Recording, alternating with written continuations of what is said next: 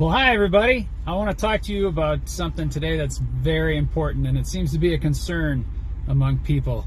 That's right, I'm talking about the evil driver-facing camera.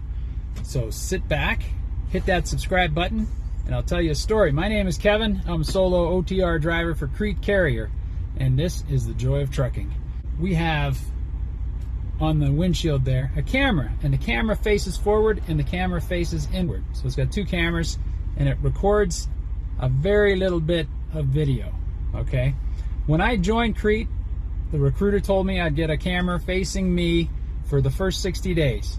And I found that a little bit hard to swallow at first, but then I gave it a little bit of thought. I went ahead to orientation. We had a few more talks about that camera. All right, I just wanted to show you where the camera is and what it looks like. You see how it's mounted in the upper center part of the windshield. So from the driver's seat, it's not really obstructing your view or anything like that, but it's got a good field of vision for what's happening in front of the truck. Now this camera only records like a very little bit of video, and then it just copies over it. So it's a very short memory, and it doesn't retain very much at all.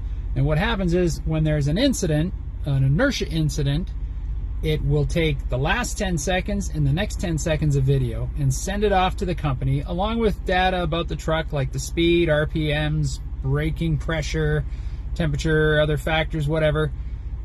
And they want to know basically what triggered this incident. And the incident would be like some severe motion out of the ordinary, like really hard braking or hard cornering or something like it. Maybe the truck rolls over, whatever. It's something, some out of the ordinary motion. So they basically want to know what happened that caused this strange motion. Now, we had these cameras at Werner, and it was only forward facing, but the same circumstances. Inertia incident would trigger the message, all the data going to the safety department. They would analyze it. And if they thought that maybe there was something questionable, you'd get a call from the safety department to talk about it. And in the case of an accident, it was actually a very good thing, because then you had sort of eyewitness testimony there from the cameras showing what happened. So if some guy cut you off, or there was an avalanche, or a tornado, whatever, they wouldn't just take your word for it. They'd be looking at the camera. But this camera from CRETE also shows what the driver's doing. So this would indicate that they want to know not only what's happening outside the truck, but what you're doing, And I can see their point there. They're investing a lot of money in you. They're giving you expensive equipment. They want you to have some experience before you come to them. They want to know that you are a responsible driver, that you're professional, that you're doing your job properly. So you don't have anything to worry about if you're not goofing off. They want to know, if the truck suddenly rolled over, were you watching a movie on your phone? Were you texting? Were you half asleep? Did you have your seatbelt on? Were your eyes even open? That's understandable, and it's only for 60 days. The other thing is, people are very leery about this because they think it's going to be an invasion of their privacy. And I can assure you, they're not sitting there tuning into everybody's camera to see what you're up to day and night. In fact, at nighttime, you're probably covering the camera up. When you close the curtains, it blocks the camera. So they don't know what you're doing.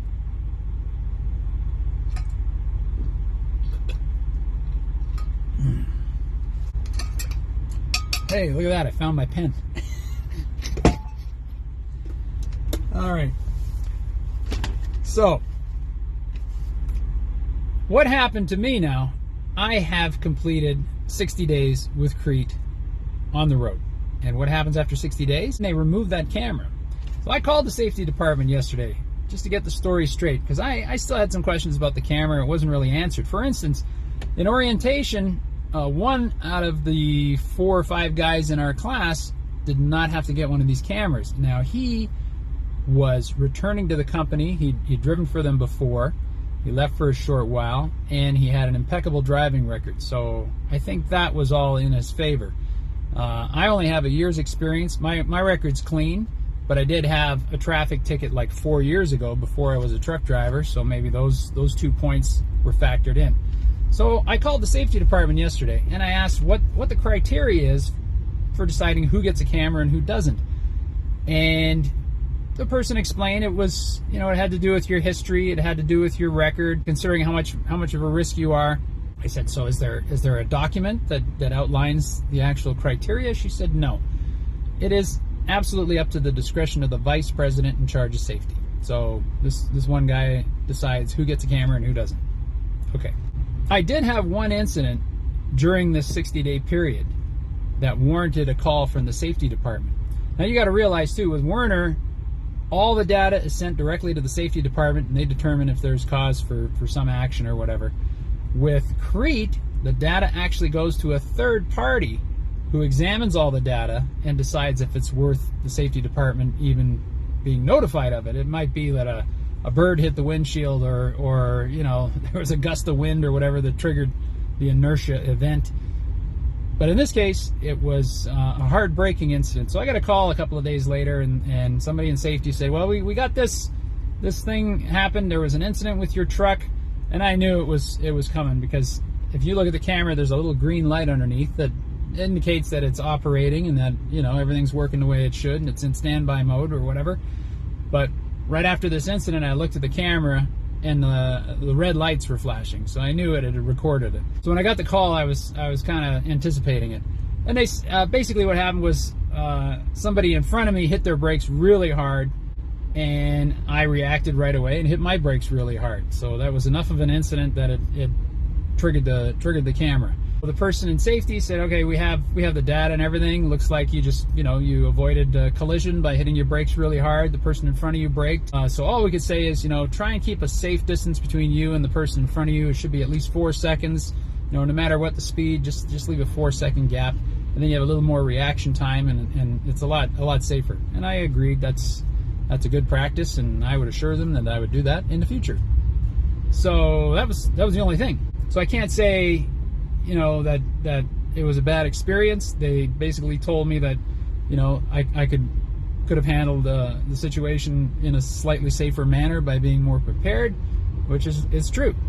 But I didn't feel like I was being persecuted. I didn't feel like, you know, they were trying to fire me or anything like that. You know, it was all very reasonable. So I'm not too worried about it. Now what's going to happen is that camera is going to be removed. After 60 days, they will take that driver-facing camera out. And so I asked the person about that because I was told in orientation you can actually choose to have that camera kept in. And in a way, it's a good thing. Like I said, it covers your butt in case there's an accident or something. They can see, you know, what was going on around the truck, and if you're not at fault, it helps prove your case. And what she told me was CRETE is now testing new units, new cameras for 90 days that are forward-facing only, just like the ones we had at Werner. And once they are approved and the test is complete, they'll be distributed fleet-wide. Everybody at CRETE's going to have a forward-facing camera like we had at Werner. So that's a good thing. And in view of that, I opted to go ahead and get this camera removed because I know in the future I'll have just a forward. And I even asked her, I said, can I just keep this camera and cover up the driver-facing side? She said, nope, you can't do that. You've got to keep it. If you're going to keep that camera, you've got to have both cameras working. So I said, okay, I'll wait until the forward-facing one comes in. That's fine with me. That's about all I have to say about the camera thing, and I know a lot of people are worried about it, you know, as an invasion of privacy, or maybe, you know, if they see something on the camera during an incident, it can be used against you or whatever. But I think if you're doing your job and you're handling yourself professionally, you don't really have anything to worry about. It's to catch guys that aren't following the rules properly, you know. And like I said, CRETE is just trying to protect themselves, protect their investment in you, make sure that they have professional drivers, and that everybody's safe out there on the road. So keep that in mind too. All right, I'll let you know what happens when I get the camera out, and what happens on that day. Also, like I said, my 60 days with CRETE are just about up now, and I want to also go over some of my pay stubs with you guys, because I want you to know how it's going here with CRETE as far as the money goes, how it compares to Werner, and maybe it'll help you decide on where you want to work too. And remember, if you want to come drive for CRETE, don't forget to use my driver referral code, so I get the referral bonus. It's SLOKEV, all capital letters. That's right, I'm SLOKEV. Okay, all right. Hit the subscribe button, give me a thumbs up, comments down below. Want to know what you think of these cameras yourself, and we'll see you down the road. Bye-bye.